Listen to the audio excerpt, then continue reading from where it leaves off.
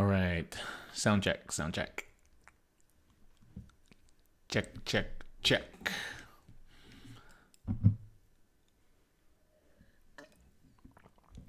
So, I was actually just lecturing. And of course, now that you have to do everything by video, they can get you to lecture at any time. So there we go. Monday night, 8 p.m., give a lecture. So, but I'm like, I got another meeting at 9. So, welcome everybody to Canhammer TV. This is September 28th. We are doing Custodes Tactica episode 39 tonight. And tonight we'll be continuing our series of deep dives on individual units. And tonight we will be covering the Custodian Guardian and all its different forms. As usual, I've written copious notes to make sure we are as thorough as possible. Based on previous feedback, we are basically keeping the same format because people liked that format. And we'll try and be as comprehensive and give people different thoughts from all different angles as much as we can. There's a lot to talk about with the Guardians. And so if people have things to chime in, please do so on the chat.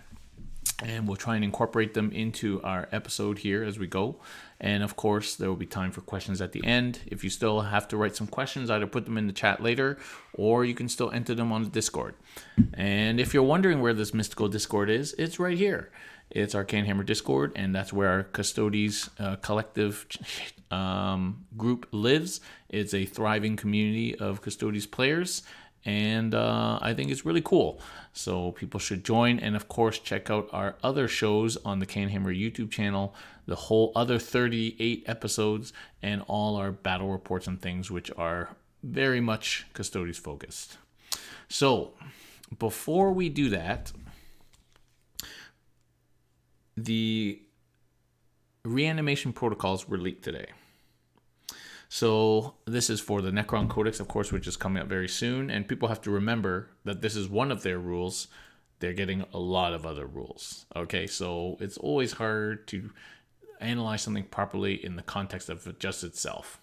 But basically, so reanimation protocols used to be in your command phase, you rolled a bunch of dice for all the models that have died in a unit that has that rule at any time over the course of the game, and if you roll a 5-up or whatever, you get a model back. And so it was very much at the beginning of your turn, sort of command phase, that sort of thing, and you could grow your units gradually back up to full strength. Now it is so when a model dies from an attack, so not psychic phase or other things, but from an attack, then you roll after that attack is finished, you roll a d6 for each wound lost from that unit. And you need to roll 5-up, and you put them in a pool. And so the number of dice you have in the pool, if it's greater than or equal to the wounds characteristic of a model, you can bring that model back. So really, for 1 wound infantry, like warriors, it's basically kind of like a Feel No Pain, except a little bit better because 6 damage from a las cannon kills 1 warrior and he only takes 1 roll versus, saving. So it's kind of like a Feel No Pain. And of course, warriors get reroll 1s and they can do strats and things to increase it to 4-up. So it's like a 4-up reroll 1 Feel No Pain for warriors, which is crazy. Now, of course, you can't bring back things that have already died in previous. Once you've done that, the pool is gone, and those warriors that did not get reanimated are dead permanently. So that's kind of cool. Now, there may be stratagems that allow you to go back and resurrect everyone that died from that unit. Probably. We don't know yet. But so that is a little limit on the reanimation. So it is just at the time, whatever just died can come back. Nothing that died 2 turns ago. So at least there's that. Otherwise, I can see 180 warriors being a thing. It's gonna be guaranteed. Okay. Anyway, won't talk about Necrons too much more. They leaked some of GW posted some of the Space Marine chapter tactics as well. They've been kind of, some of them that had like 3 or 4 rules have been kind of toned down to just 1 rules. They've been updated for 9th, so that's pretty cool. So we'll see how that goes. All right, let's dive right in because we got a lot to talk about.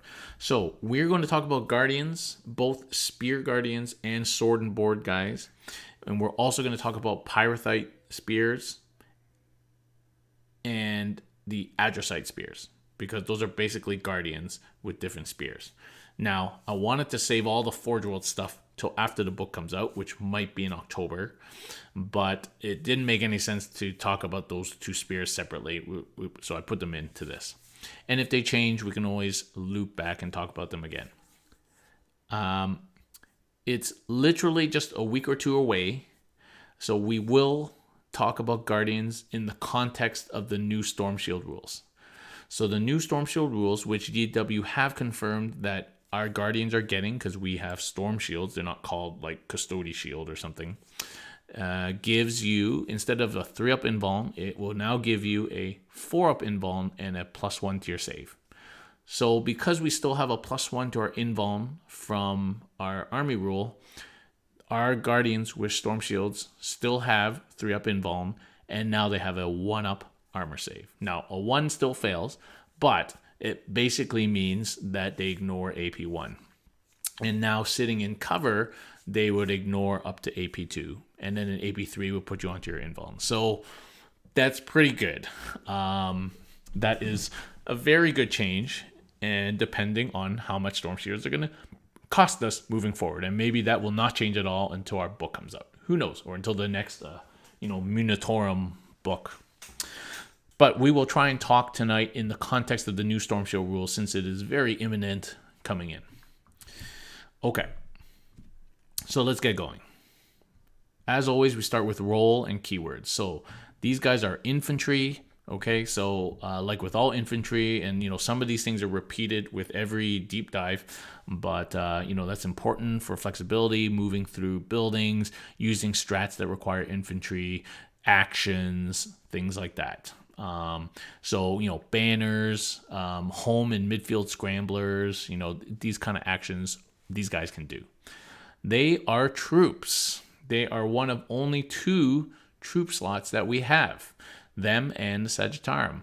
And so super important. They will fill battalions and patrols for us. Whether or not these are tax, you can decide, but they fill those slots to allow us to run those detachments. And usually we need those detachments really to run the other slots. The only reason, well, we'll talk about that later, but so they are some of the troops that we need to fill those slots. For a while there, at the beginning of 9th, we were seeing a lot of Guardians brought back. Battalions with lots of Guardians filling them. Patrols with 1 or 2 units of Guardians.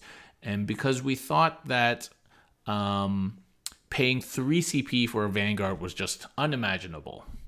No way. We never do that. And I was one of those people. And now that we've played more and played the missions and played a lot more, those things aren't so bad. And so Guardians of the battalion and the patrols have dropped just a little bit. There's lots of people out there playing Vanguards now and paying that 3 CP up front. And so you've seen the use of Guardians drop a little bit, even in the short time since 9th came out. And but before that, it was everything was a patrol or a battalion, so you'd see lots of Guardians.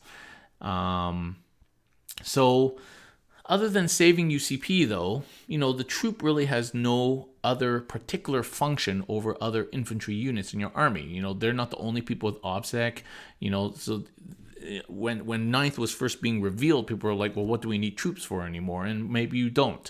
But certainly for most other armies, the troop is the only OBSEC unit. But for us, it doesn't really matter. So for us, really, using Guardians to fill those slots is really a matter of expediency to get you to your other slots.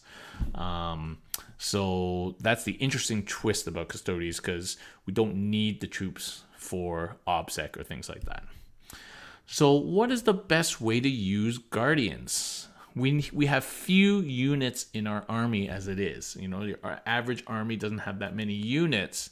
And so you don't want a unit of Guardians just as attacks. That's the last thing you want is attacks. You don't want a unit to do nothing. You're just there because you had to fill that slot. That is not good, especially with how much these guys cost. So let's see if we can work out over the course of this episode what the best way of using Guardians is. And I tell you up front, there is no best way. It is just the way that you need to use them.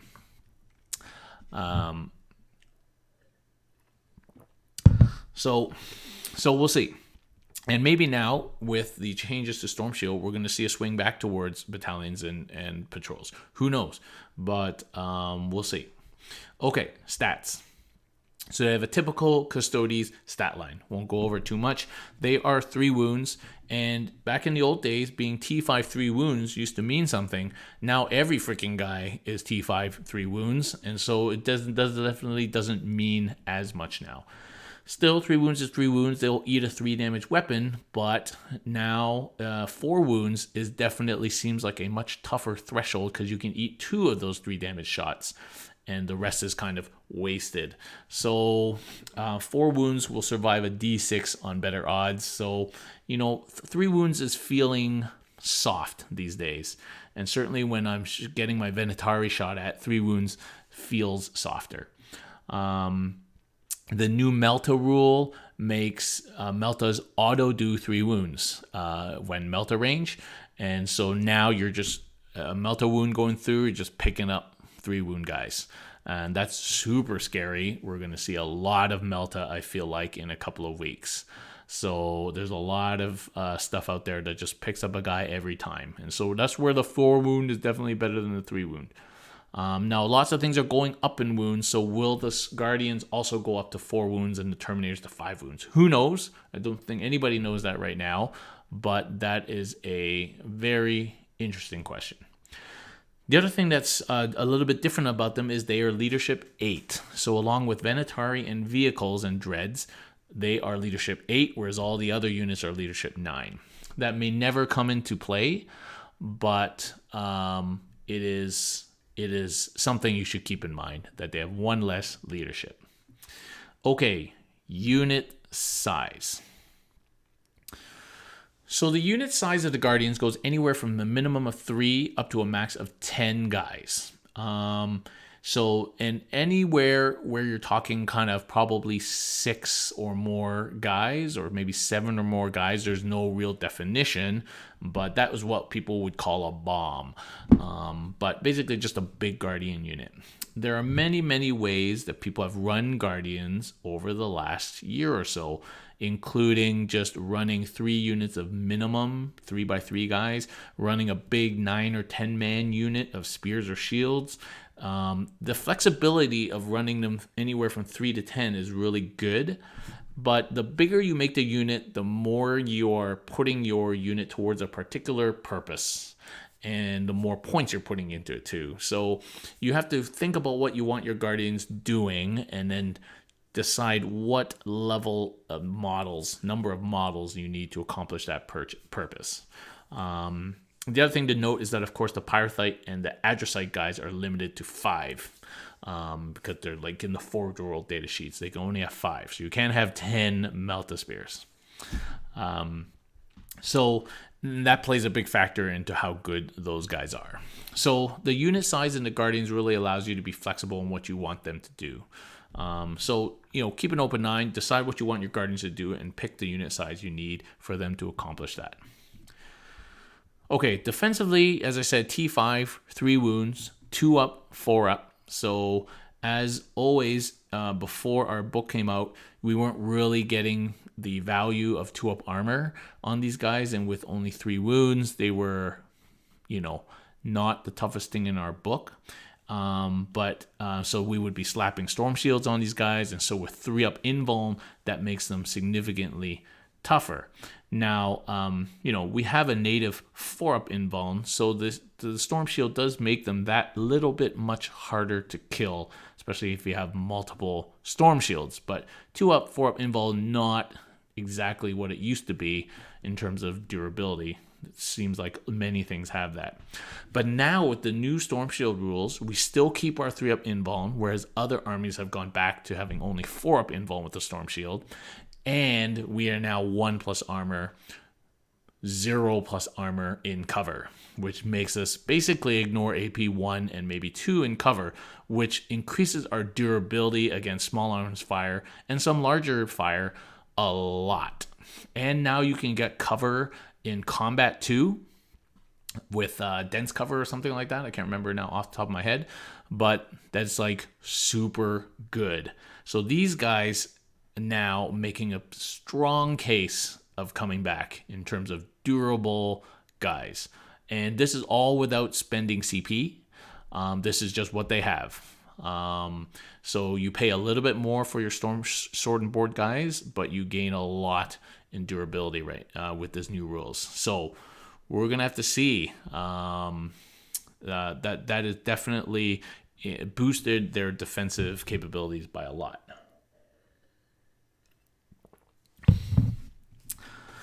Okay, shooting. So in shooting, obviously there's a number of different profiles we got to look at. So number one is the basic Guardian Spear shooting, which is kind of like our baseline to which all our shooting is compared to. So strength 4, -1 AP, 2 damage, rapid fire, 1 at 24 inches. So this is a nice little profile. I've always loved our basic profile. The strength 4 kind of sucks, but you know, the -1 AP is just enough to put people on 4-ups, and then 2 damage is great. 2 damage is such a kicker. People forget that, they just think it's bolters, and then you're like, that's 2 damage. Kills even the new 2 damage Marines. Really good at killing Primaris. 2 damage is really good. With the strength 4 -1 AP2, you'll find that these guys are actually very good at chipping 2, 4, 6 wounds off a T7 vehicle. They suffer obviously against T8 because of wounding on 6s, but against T7 vehicles, if you throw enough shots in, you're going to chip some damage off with -1 AP, 2 damage, and that's really, really useful. So the spears are actually quite useful little shooters. And then, of course, if you have those kind of T6, 6 to 8 wound models that are flying around these days, is really good at taking those guys out. You might have a unit of Guardians just take one of those by itself if you get a bit lucky. So it's definitely very, the 2 damage is really good for plinking off wounds like that, finishing things off. Okay, so the Guardian Spear, pretty good, especially for its points now. The Sentinel Blade wasn't really made for shooting. I mean, we're only taking the Sentinel Blade because we have to if we want a shield. It's just a 12-inch pistol tube bolter, which for our army is pretty lackluster. That's still going to kill a bunch of T3 chaff models at close range. You can shoot it in combat, of course. If your guys are in combat, you can shoot them in combat. And, you know, it's okay, but it's nothing to write home about. And, you know, as I said, we're not taking these guys for the shooting on their Sentinel Blades. So I think it might be the worst shooting we have in our whole army. It definitely is. Oh, Hurricane Bolters, I guess. But even then you get more shots. Okay. Adrosite Spears. Okay, so I guess we can be thankful that Adrosite no longer does mortal wounds to us. Because while it was doing that, it was completely useless. Now at least they got rid of that stupid thing. So Adrosite has this kind of disintegrator type profile of strength 5, -3, flat 3 damage. Now you look at that and you're like, wow, flat 3 damage. And for sure, flat 3 damage is super nice. Strength 5 used to be pretty good, but now every freaking thing is toughness 5. Wounding on 4s, not good. And Adrosites normally have low number of shots. So you're trading off there. So generally, wounding Gravis on 4s, not great. And doesn't make them, you know, transhuman or anything like that. The -3, 3 damage is great for killing Gravis armor. Super good. That was the whole reason I dove into Dick Bikes. But generally, low number of shots, wounding on 4s, not good. So, you know, just in general, is the low number of shots that gets Adrosite, and it's no different with these spears. One shot at short range, 18-inch range with that profile, not super good, because max unit of 5, so only 5 shots. Let's say you hit, if you can advance and shoot them, but then you're -1 to hit, you get 3 or 4 through. Now you're wounding on 4s. Now maybe you're killing like one guy for like 275 points. So it just did not seem very worth it with such a low number of shots. Now, the dick bikes was slightly different. Those things are super mobile. They can get the shots on wherever they want, and that was strength 6. That was the difference that made the dick bikes worth trying. But at strength 5, did not seem that good. And also, the Sagittarium have a similar sort of shooting without too much penalty for doing that. And so it just didn't seem like there was much case to take Adricite Spear Guardians. So let's go on to Pyrethite. So Pyrethite basically is our Melta. It is at 12-inch only. Again, assault, so you can advance and shoot at -1 to hit and 1 shot. So it suffers the same problem, having only 5 shots in a whole almost 300-point unit. And now, and the Melta rule only kicks in at half range, which is only 6 inches. It's not even long enough to do it when you drop in. So, you know, it's like, it's just not enough shots. And when I've used a big 5-man unit of Pyrethite Spears, unless they were around a buffing character all the time, your shots would drop on, your wounds would drop, and you get the curse of the Melta, and next thing you know, you did like 2 damage. It's just not great. The Melta rule, of course, d6 damage, very variable. Even rolling 2d6, picking the highest, is not super reliable. And the real question is, will these guys get the Melta treatment where they get d6 plus 2 damage in Melta range? Which would be great, but we still have to get within 6 inches to do that. There's no indication that they will, though, because it's not Melta, it's Pyrethite, so we may not. So otherwise, I think they suffer from the same problem as Adricite, which is low number of shots. Now, if you really want that Melta profile, you're probably better off running salvo bikes. They have so much more utility and maneuverability in the same shots, and they have longer range, but, you know, probably better. But, you know, there's this option of running like 5 dudes with spears and a Land Raider or something like that. Okay. So, just to say, like, so you can mix sword and board and spear guys. So you could have 3, you know, a common unit, and say 9-man guardian unit. You have 3 storm shield and sword guys, and you have 6 spears. So you get a bit of all the different shooting, you get a bit of utility, and you still get a lot of that toughness. That's great. You can mix Adricite and Pyrethite together. Why you'd want to do that, I don't know. But you could take 2 Adricite and 3 Pyrethite, for example. But, you know, I'm not sure why you would do that. Generally makes both of them suck then. But it's unfortunate you can't mix Adricite or Pyrethite into the normal Guardian unit. That'd be cool to run like a 10-man with a couple of shields, 3 shields, maybe like 3 Pyrethite and the rest normal spears. That would be kind of a cool Swiss Army knife type unit to have. But unfortunately, these are different books, and that probably never going to happen.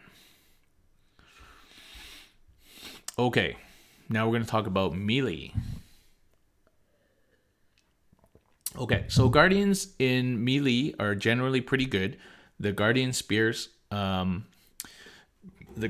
profile is strength 6, -3 AP, D3 damage. So that's pretty much a nice combat profile for everything T6 and down. It really starts to lose efficiency fighting above T6, T7, T8. Of course, now we have piercing strike and stuff, so that does help. But even with the strat, the T7 toughness is just not as good for spears compared to, say, axes. Now, we're not going to go into the whole axe versus spear debate because there really is no debate. It's really the T7 is the split point. But otherwise, spears are really great weapons, and anything T5 below, if you really need to, you can wound on 2s with the strat, so it's really nice. Now, Against the bugbears of Marines, usually you're piling in a bunch of spear attacks into that unit. They're getting transhumaned, so it doesn't really matter. But still, it's nice to have that ability against everything else. AP is nice. -3 AP is super sweet, especially in combat when a lot of things don't have invulns. And then, of course, we all know the curse of the D3 being sucky suck, and maybe it will become 2 damage. Who knows? But the D3 is the suck, and that's where it is. If these guys went to straight 2, oh, that'd be a lot better. Obvious. That's an obvious statement. But yeah. So 3 attacks is a bit low these days. It used to be 3 attacks. Oh my god. But 3 attacks these days is like the bonus that like Marines get in certain situations. It's like it's too few and they need more attacks. But it is what it is. 3 attacks base. So you really need to rack up like 4 or 5 guys to start getting into the heady number of attacks that you really like to see. And so, it is what it is, but they don't have that many attacks. The Sentinel Blades are a bit weaker. They're strength 5, but they're still -3 D3 damage. So they're still significant, although now you don't incentivize the Marine player to use a transhuman against you. So there's that. But again, we don't take sword and board for damage, but it's nice that in combat they can do some mincing as well.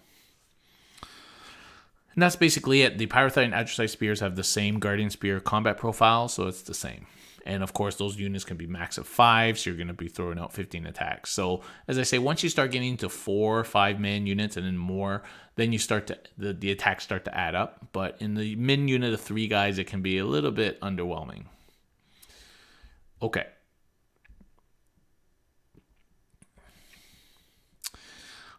Abilities and rules. So these guys are OBSEC, obviously, not only as troops, but also because we're all OBSEC. So that's great. I don't need to keep talking about how great being OBSEC is. The one thing to remember is that 5 guys at a max coherency of 2 inches in some missions can hold 2 objectives with an OBSEC guy on each objective. Keep that in mind. So there are, I think, 3 missions, maybe more, where a single unit of 5 of these guys could easily hold 2 objectives. So keep that in mind. They have no other special rules because they are basic. So that's a fast section. Okay, points. Let's talk about points. Okay, so the basic Guardian is 44 points apiece. They used to be much more than that. They have steadily been decreased at almost every opportunity to this, what I feel like is a pretty competitive price point for all of the stuff they get. And we'll talk about it when we come to comparables. 44 points, and that is our cheapest body. A Warden is 47, and you have to add, along with SAGs, and you have to add weapons on top of it, of course. So for 44 points, you're getting T5, 3 wounds, 2 up save, 4 up invuln, OBSEC, 3 attacks. That's pretty good. That's pretty good if you think about it. It's not as tough as it used to be, but it's still pretty good. They don't really get value from their 2-up armor, as we talked about already, but the new Storm Shield is probably going to swing that back around. So, I think they're on the edge of being too cheap if they get decreased by too much. Maybe for like 1 point. 2 points, maybe even pushing it. So they got to be over 40, like maybe 1 point. Yeah, I don't feel like GW is going to feel like they need to decrease these guys much anymore. Especially if we don't end up paying more for our Storm Shields. Okay. So now you throw onto that 44 weapons. Okay, so Guardian Spears have gone down. They're only 12 points now, which is great. I believe they were 12, but 5 points for a Guardian Spear is pretty good considering all the things we just talked about. So that's a total of 49 points for a Guardian, or 147 points for a minimum 3-man unit of Spears. And finally, we get a unit, a minimum unit, troop unit that's less than 150 points. It is our cheapest minimum troop tax of 147 points. It's still a lot for like a basic thing you need to fill a patrol. Compared to any other army, that's a lot. But it's hard to think of Custodes like that. If you think of Custodes like that, you're probably not going to play the army. So, comparing like basic troop to basic troop, it's not really a viable comparison. Okay, like there's like 40 points for like 10 guardsmen. Like you can't really compare that. But if you want to run a patrol and you don't want to play guardians, then you're paying at least 147 points for 3 spear dudes. So if you want to do more though, so a unit of 5 guys is 245 points. A unit of 9 guys is 441 points. So still under 500 points for 9 dudes. So that's not too bad when you start to turn them into something else other than to get better use of them. So with the sword and shield, of course, these two things come together. They must come together. So kind of doesn't matter what they cost, but the sword is 7 points, which is 2 points more than a guardian spear. I certainly would not pay 2 points more than a guardian spear for the sword if it was its own thing. It shoots a pistol bolter and it has 1 less strength on melee. Like, why would I pay 2 points more for it?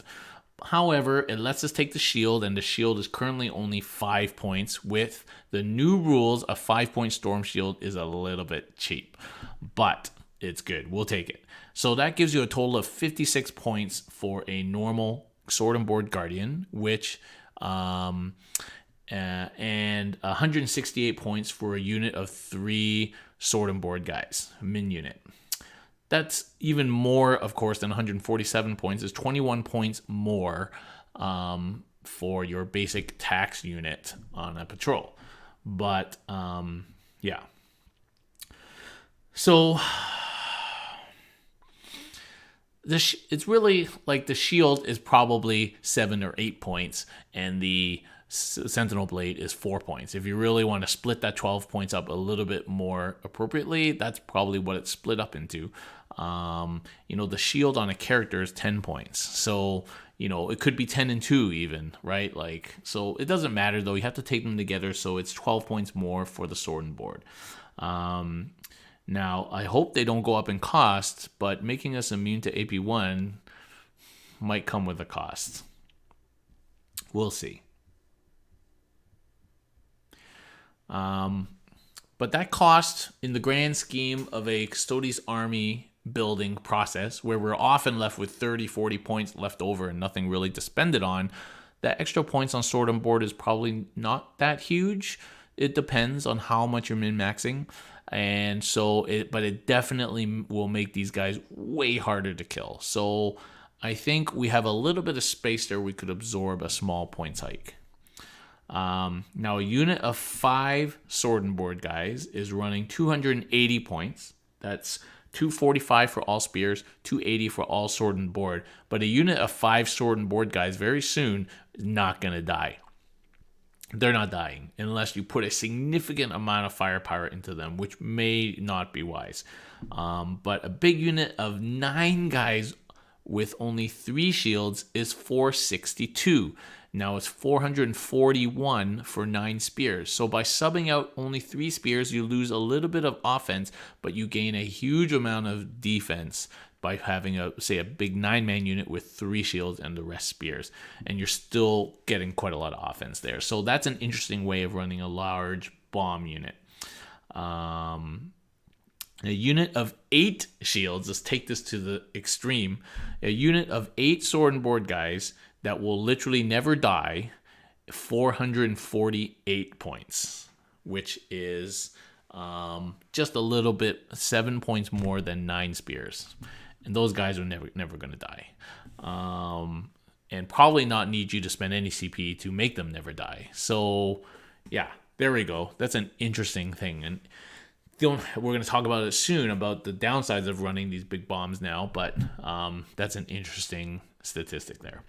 Okay, Pyrothite and Adrasite Spears are both the 11 points on top of the 44-point Guardians. I feel like the Adrasites are not worth 11 points. The Pyrothite Spears are probably like 10 points, I would say, given just a single shot. And of course, it's 275 points for a max unit of 5, which is a lot. It's almost 300 points for 5 shots, which seems like it's not really that worth it. But they do have melee output too. But if you're running these guys now, you're thinking of running these Guardians in a completely different way than you would be running sword and board guys, which we'll talk about in a bit. Okay.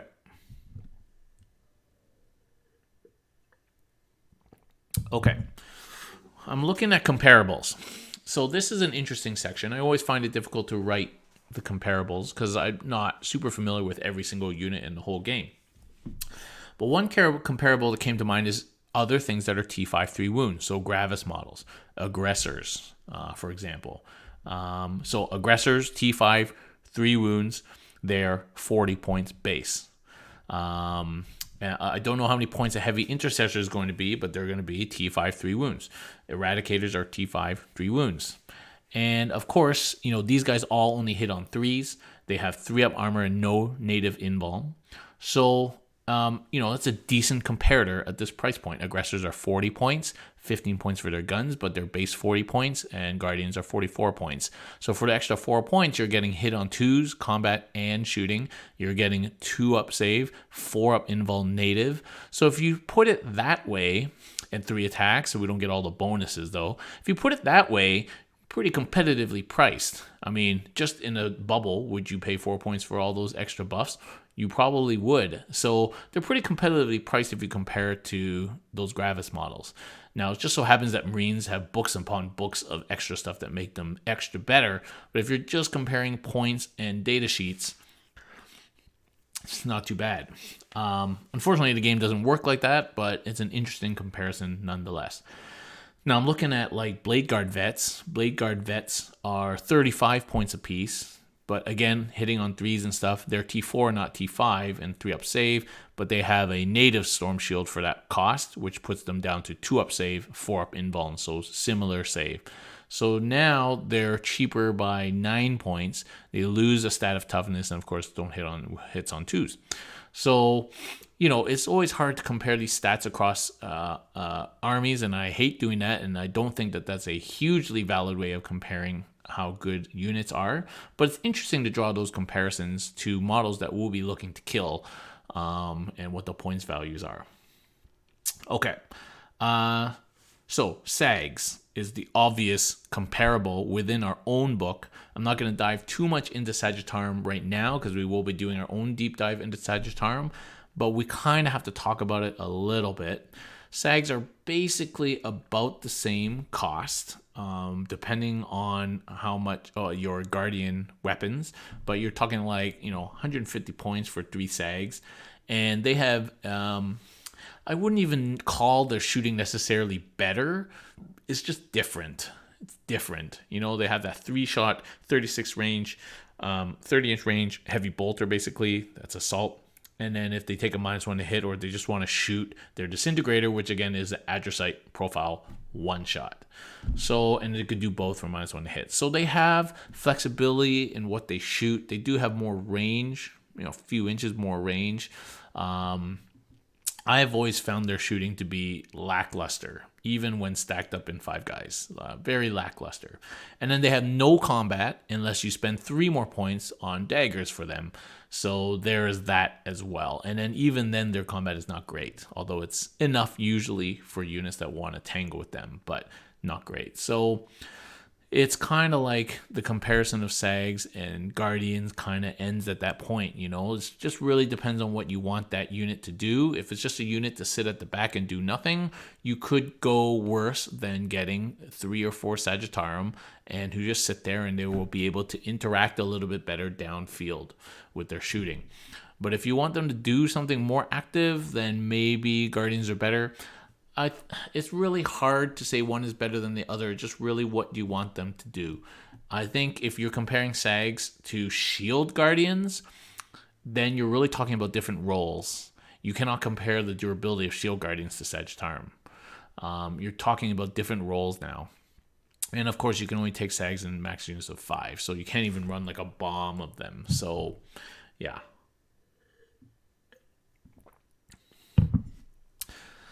So, I won't talk too much more about SAGs. Now, it would be very remiss to talk about comparables within the army and not talk about the comparison of a guardian unit, let's say a min unit of 3 shield guys, to a unit of Sisters of Silence with their Rhino. So I'm going to do that comparison. Girls in trucks versus guardians. So obviously, directly comparing their data sheets is not really possible or useful in any way. You know, you've got T3 power armor, 1 wound girls, and a T7 10 wound, 3-up save vehicle. You can't really compare that in any useful way to 3 dudes with swords and shields, okay? But what you can try and compare is what they do for you. And it should be noted that those 3 shield dudes are 168 points, and the 5 girls with Rhino is 135 points. 33 points cheaper. In fact, for 33 points, you could get another, 2 or 3 girls, and my math kind of sucks, or other stuff in your army. And so for 30 less points, you're getting, what are you getting? So you're getting a vehicle that can tank some firepower, especially with the smoke launchers. It takes some dedication to kill it in any case. 2 instances of actions to peel that Rhino and then the girls unit in there off the objective. That's important. You're getting very capable screening. So 5 girls with 2 inches in between, spread out with their Rhino somewhere down the line. That's a large area that's been screened out. And I've used them very well to screen my backfield, just 2 units. You're getting some bolter shots, whatever. You're getting a little bit of psychic defense if you happen to be lucky enough. And you're getting 2 very mobile units for scramblers, banners, recon, things like that. Sisters move 7 inches. Coming out of their Rhino, they move 10 inches plus advance. Rhinos move 12 inches plus D6 for advance. So these things are very fast and mobile. So I feel like you're getting a lot for less points. Now, if you're talking about, okay, how much firepower does it take to kill the 3 dudes and to kill Sisters unit and a Rhino? Well, it's really hard to work that out. It's different types of firepower. The same firepower that kills the 3 girls, the Sisters of Silence is not the firepower that kills the Rhino, and vice versa. If one is in the other, now you got to have target priority sort of decisions. So, it's hard to make that comparison. I'm not going to try and do it. But this is something that people should put thought into.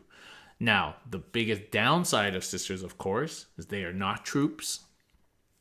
So they are elites. So running any Sisters might cost you CP for a Vanguard. Depends on what other elite units you're running, but just the cost of running Sisters can be counted in CP. So that's one. Number 2, they're not OBSEC. That has come into play many times where I'm thinking, damn, I forgot these guys are not OBSEC, because I just used to assuming my whole freaking army is OBSEC. So you have to be aware of that. They are not OBSEC. And of course, we have the effect of the new Storm Shield rules. So I'm not saying you need to take one or the other. This is a comparator, and you need to think about what you want in your army. But I think it's interesting to have that discussion about how these things fill the role. Okay.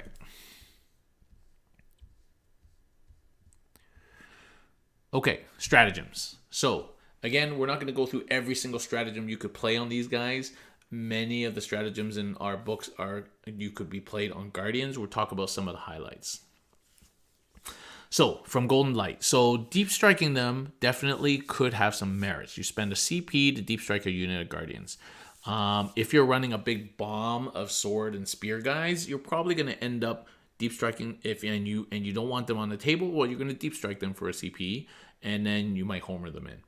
There's been another way you could, if you're running the Pyrothite guys, you probably are either putting them in transport or deep striking them, or you could walk them up, but it's a consideration to use Golden Light. So same with the Androsite guys. So these are considerations. Some I've had thoughts of putting a unit of 3 Guardians to try and get me my last Scramblers. 340 mil base is not too hard to sneak in there. That would cost you a CP to put them up in space, and then they could deep strike and get you your last Scramblers and be fairly hard to shift. So that's another use of that strat.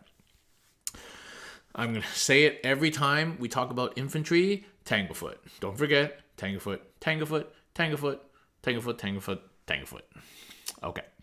Ever Vigilant is our interceptor strat for 2 CP. I think it's only ever worth it if you have a big unit, but if you do have a big unit, it may be worth you intercepting when something drops down. If you have a 5-man Pyrothite unit and something beefy drops down, like a Dreadnought or something like that, you could consider spending your 2 CP, but I will only do it if you have, Trajan around. It's probably still not worth it. So, but Ever Vigilant could have its uses on a big unit. Teleport Homer and the Morady strat, obviously, if you're running a Guardian Bomb and you deep struck them, you're probably going to be using either Dreadhost or the Homer strat, or both, to get them where you need them to go. Sentinel Storm. So this allows you to shoot your Sentinel Blades at the end of your opponent's shooting phase. And why you'd want to spend 2 CP to do that, I have no idea, unless you really like to see bolters firing. But I don't feel like that would ever be worth it, except for very fringe circumstances. So Spark of Divinity, Fortress of Willpower, these are obviously, you can use them on Guardian units. Piercing Strike. So Piercing Strike is perhaps the only reason why there is even a Spear versus Axe argument, is this strat that gives Spears +1 to wound. It is so good, giving something +1 to wound, so good, and it's not restricted in the way Slayers of Nightmares is, in that it has to be tougher targets, and it's only 1 CP and not 2 CP. Slayer of Nightmares being 2 CP is a little bit of a downer. But, this Piercing Strike is obviously a super great strat if you're running Spear Guardians. And now keep in mind that this strat does not work on Pyrothite and Androsite, okay? Because they are not Guardian Spears. And the strat specifically says Guardian Spears. So only if you're using old school Guardian Spears. But yeah, it's like, yeah. So Piercing Strike is great. Avenge the Fallen, obviously a great stratagem, especially if you're running a large unit. Every time you lose one guy, you just exponentially increase your number of attacks. So it's a great stratagem for large bomb units. So Arcane Alchemy, which is our transhuman, Emperor's Old Spice, these defensive stratagems, obviously they work on Guardians, but I would strongly encourage you to do the math before you decide to spend a CP. You may find that spending 2 CP for a transhuman is just not worth it. You could use Grim Responsibility, maybe better. Old Spice, again, 2 CP. Like, you got to do the math in your head and how important it is for you to save like one other shield guy. So do the math in your head before you use these defensive strats on shield Guardians, especially with the new rules. You may find it's not worthwhile. Slayer of Nightmares you will never use because you have Piercing Strike. I guess you could use Slayer of Nightmares if you had a mixed unit with Sword and Board guys. It depends how many Sword and Board guys you had. So yeah, situational, but yeah, Piercing Strike. Even if you had like 2 Sword and Board guys and like 6 Spear guys, I would probably just spend the 1 CP and make the Piercing Strike guys do better and just, fuck the Sword and Board guys. That's probably what I would do anyway. So Superior Fire Patterns does work on Guardian Spears and Sentinel Blades because they're rapid fire and pistol weapons respectively. Again, probably only worthwhile if you're running a large number. Blood Games Veterans, again, so on a 5-man unit of Spears, it's not likely a good use of CP because of a low number of attacks, but then it's definitely not worth spending 2 CP on a slightly larger unit, so probably not great. Pyrothite Spears don't really need Blood Games Vets and Adrocytes might benefit from it, but again, CP for just 5 shots, boosting 5 shots is probably not worth it. So generally, I don't think Blood Games Veterans is super useful for Guardians, but something to consider maybe if you're in combat with a large unit of spears. Archaeotech Munitions. Okay, so this is obviously the strat that gives our Pyrothite spears the Melta rule at any distance, although that distance is still only 12 inches max. So it can be useful for a CP to give you back that Melta rule. It seems a real shame that we need a CP to give us back a rule that's already on the datasheet. That's just like a feel bad CP, but it is what it is. It does make the Melta more reliable, but still a low number of shots, and the Melta rule will get you. So there you go. Curse of the Melta. Fraternity of Heroes, obviously, ability to heroic is cool. So Grim Responsibility is much less useful on T5 than it is for, say, T7, T8, or even T6, but it is still very useful. And a lot of people are going to be teching to kill T5 these days. So Grim might become much more useful on T5 in the future. Again, just like with Transhuman and stuff, you need to think about whether it is actually worth doing if you have like a beefy unit of shield dudes. You got to think about it. Especially with the new Storm Shield rules. Shield of Honor for Aquiline Shield. Shield Host, obvious unit target is a unit of shield guys to tank for characters. That's an obvious use of this stratagem. Okay. Shield Hosts. So, I don't think there's any one shield host that's particularly plays itself to Guardians. I don't think there's one shield host where if you take that shield host, you're just playing Guardians. I think Guardians fit into any shield host, and really you're probably running the shield host for different units that you are running other than Guardians. Basically, the role of your Guardian units is probably the same regardless of what shield host you're bringing. There are some interesting interactions. So obviously, Shadow Keepers and Grim Responsibility, which we just discussed. Solar Watch is an interesting one. It makes them faster, so that extra move, and they can still shoot and advance their rapid fire weapons. So that's an interesting shield host for running like a big Guardian unit just walking up the middle. And Aquiline Shield, as we already mentioned, the obvious target of the shield strat. And 3 Shield Guardians makes a very decent target for that Aquiline Shield strat. So, there's, no more radies. Like if you're running a Guardian Bomb for offensive, you obviously teleport them in and give them extra attacks. So, I think Guardians fit nicely into any shield host. And Emissaries, if you're doing like the 3 times OBSEC thing, obviously a minimum 3 unit of Guardians now becomes 9 guys. So that's pretty hard to beat. So, I think Guardians fit into any shield host, and really you're running the shield host for other reasons. Okay. List building. Okay. This is the last kind of big section of our Tactica. There are a lot of ways of running Guardians. I'm probably not going to cover them all. I'm just going to cover the ones that I've seen most commonly. And I think the important thing is you have to have a good idea of what you want your Guardians to do when you build your list with them.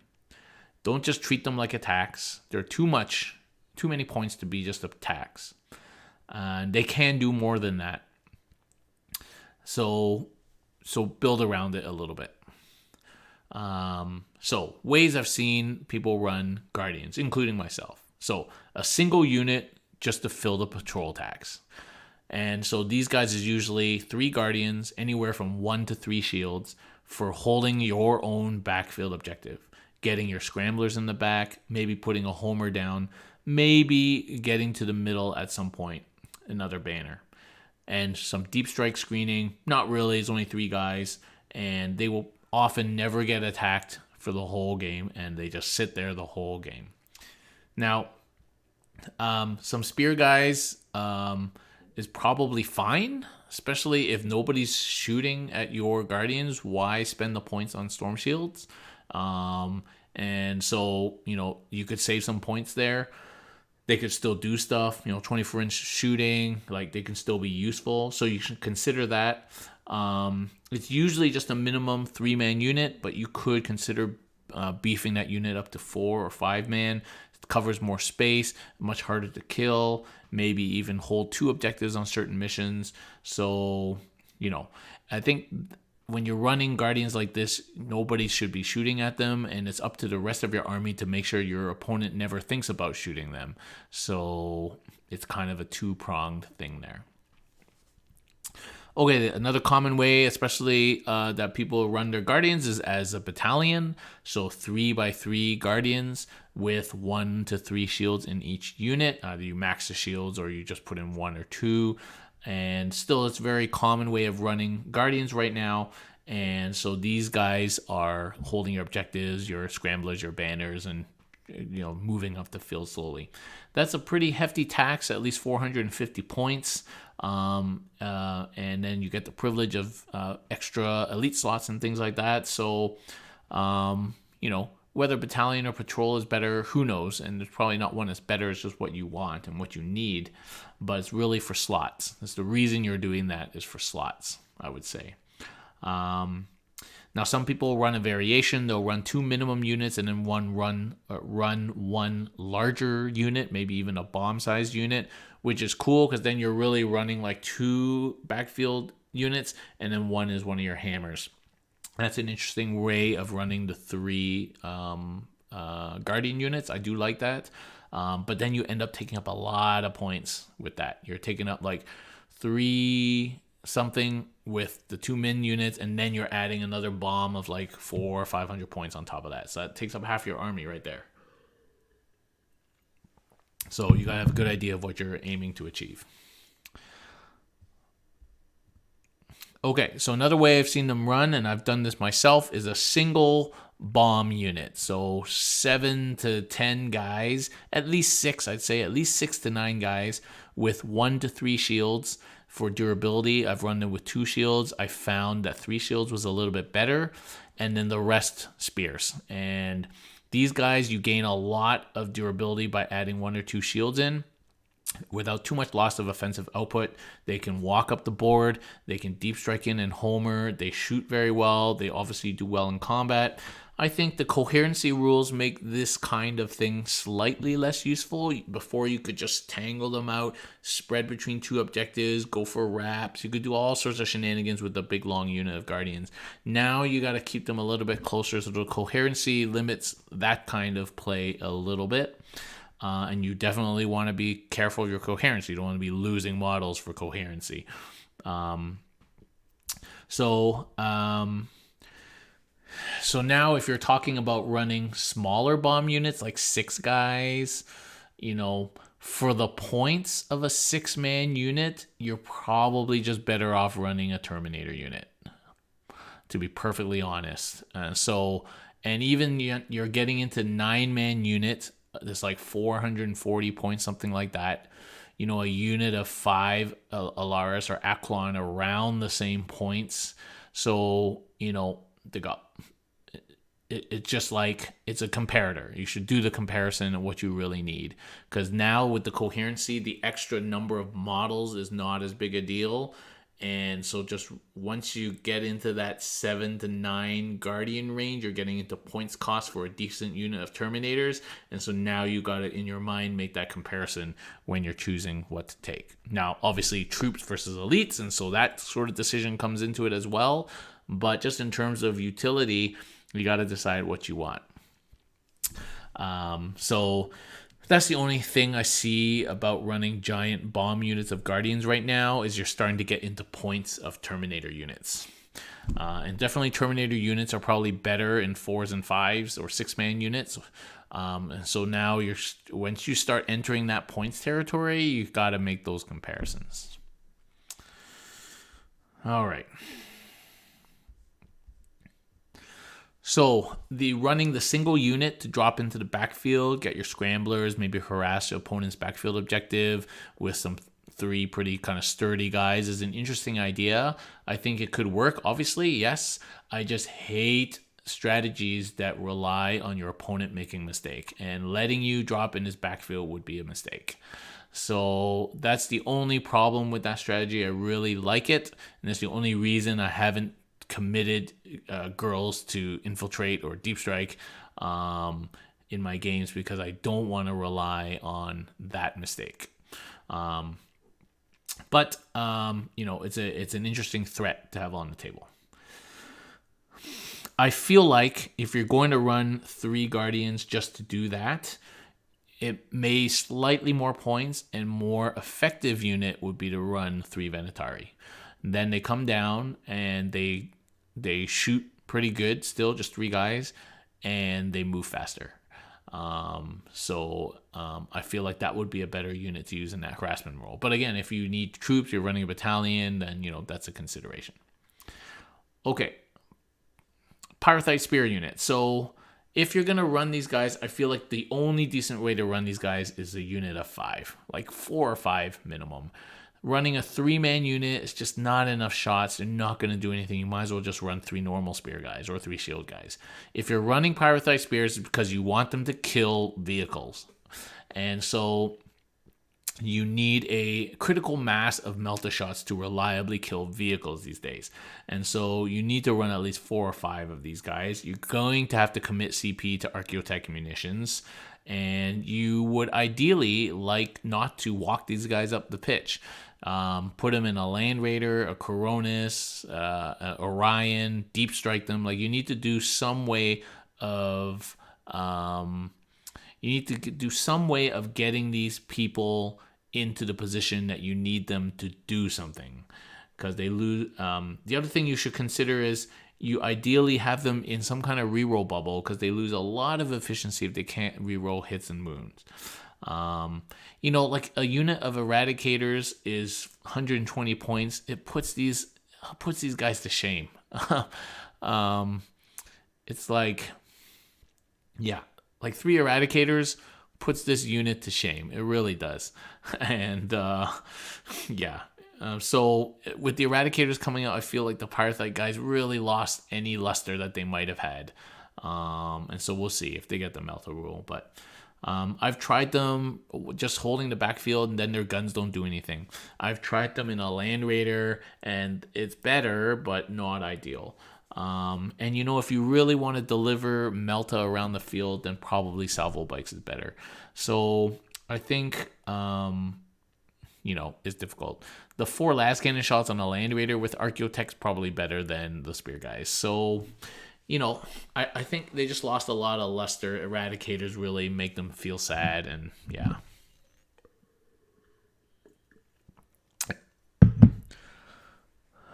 Cyber MTG, you're new to Warhammer. Any advice? Well, that's kind of a very broad question. If you can narrow it down for us, we might be able to help you out there. You've wandered into a very subspecialized part of Warhammer here, talking about Custodes. Don't understand the basic rules like hit on 4 and stuff like that. The data sheets confuse me. I think the best thing for you to do is just watch some games played online on YouTube, and then you'll understand how the game works pretty easily after that. Okay, Adrosite Spears. I don't really see a role for these guys, as I've already discussed. If I'm going to pay the points for 5 Adrosite Spears, I'd probably just take the unit of 5 Sags, pay slightly less points, and get more flexible shooting, and feel a little bit better for it. Generally, Sags are not super impressive anyway, so these guys are not going to be super impressive. So I just don't see where there's a lot of role for this. And if you really, really want the Adrosite profile and for it to do something, you're probably just going to pony up for the Adrathic Destructor Agamatus, or the Dick Bikes, because their Adrosite is much better. It's twice the number of shots. It's delivered on a super strong, fast, and tough platform. They do a lot in combat, and they are strength 6, which makes a huge world of difference when you're shooting at T5. So, and those are the guys that you're shooting your 3 damage Adrosite are T5 Gravis. So if you really want to run Adrosite, I feel like running Dick Bikes is the way to go.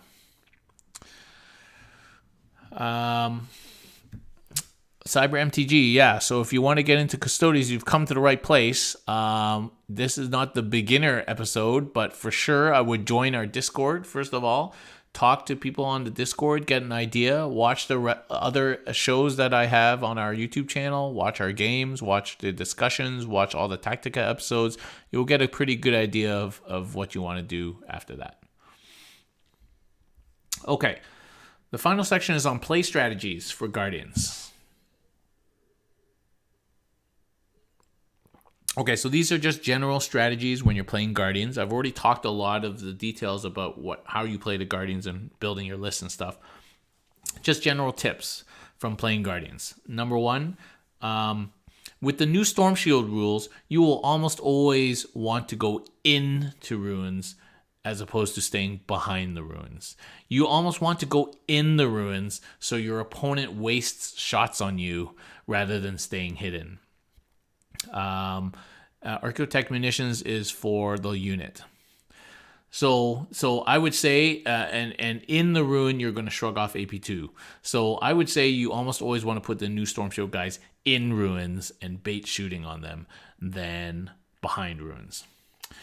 As I said before, do the math very carefully when you're considering spending defensive strats like Transhuman and Grim on a unit of Shield Guardians. You may find that it's a waste of CP. Number 3, keep in mind the new rules for wound allocation when working with a mixed unit with Storm Shields and Spears. You don't want to mess yourself up with the new rules. Make sure you keep that in mind. Number 4, including Guardians in your army makes banners a possible secondary, but choose it wisely. Choose it for the right missions, and choose it and only choose it if you feel like you can get at least 2 banners and keep them the whole game. That's the kind of threshold that makes banners good or bad, 2. So keep that in mind. If you're playing larger units, obviously practice it. Be very careful with coherency. You can run into coherency problems and lose expensive models as a result of that. So practice your coherency if you're playing with the larger bomb units. Remember that you can hold 2 objectives in some missions with 5 dudes. That is very important, and you should use that to your advantage. Strongly consider, if you're running your Guardians and you're sitting on your own back objective, as the game goes on, turn 3 onwards, strongly consider whether or not you can leave that objective, okay, in terms of where your primary is. As we've always said, you need to really only hold 2 objectives in most missions to score enough primary to win the game, 40, 45 points. And so you don't always need to hold 3 objectives. So at some point, they may do you more use to move off your backfield and go do something else. Or relieve somebody holding a midfield so they can then go forward. So don't just slap them at the back and leave them there and ignore them the whole game. Try and make them participate in the game better. Get better use from them. Don't forget the strat to heroically intervene, especially if your 3 dudes are sitting on an objective.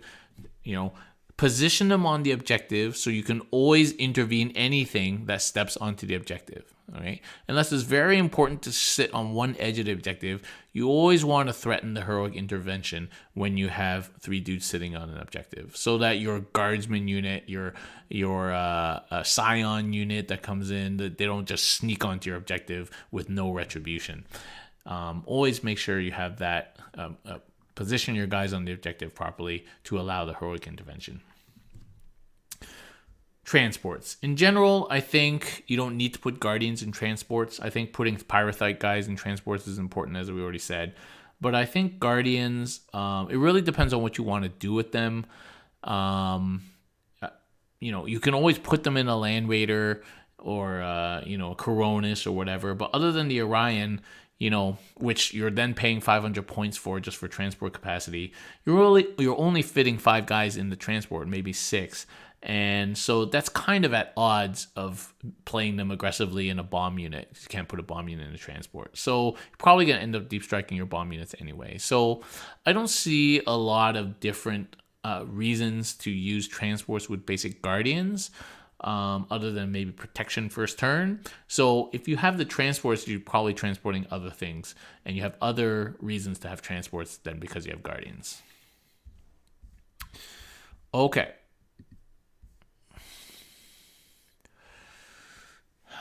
So that is it. That is the deep dive.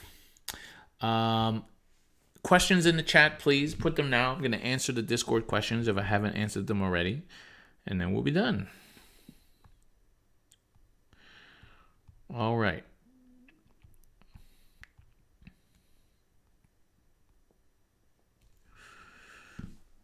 Okay, are we still doing Vanguard when Shield Guardians are going to be buffed? Don't know. We have to think about it. What armies would Adricite Spears perform best against? So I think, as we discussed, Adricite is really for like Gravis. But I don't think that Adricite Spears is the best way of running them. Is there an efficient way to use 3 Guardian squads that will allow you to run battalion and give space in one detachment to do about anything you want and will give you more CP? Well, I mean, in terms of loadout, if you want the most efficient, like cheap way of running a battalion, then that would be 9 Guardian Spear Guardians. That will cost you like 450 points or something like that. That's your min battalion tax. But then, like as I already said, I don't want to pay 450 points for tax. I want those guys to do something, so you probably end up spending more points to kit them out a little bit.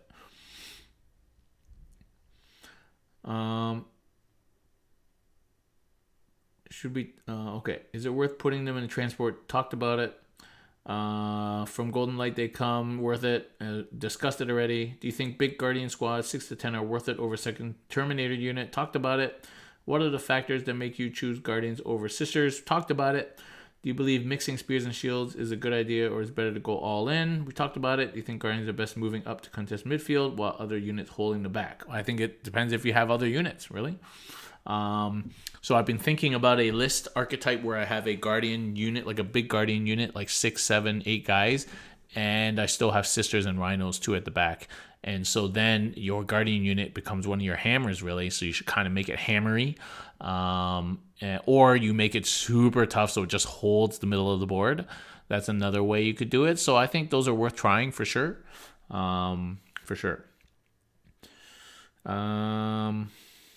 Has the new Storm Shields for Guardians tilted taking more Shield Guardians than before? I think you'd have to think really hard or be super strapped on points to not take at least one dude with a shield in the min unit at least, and more shields in the larger unit.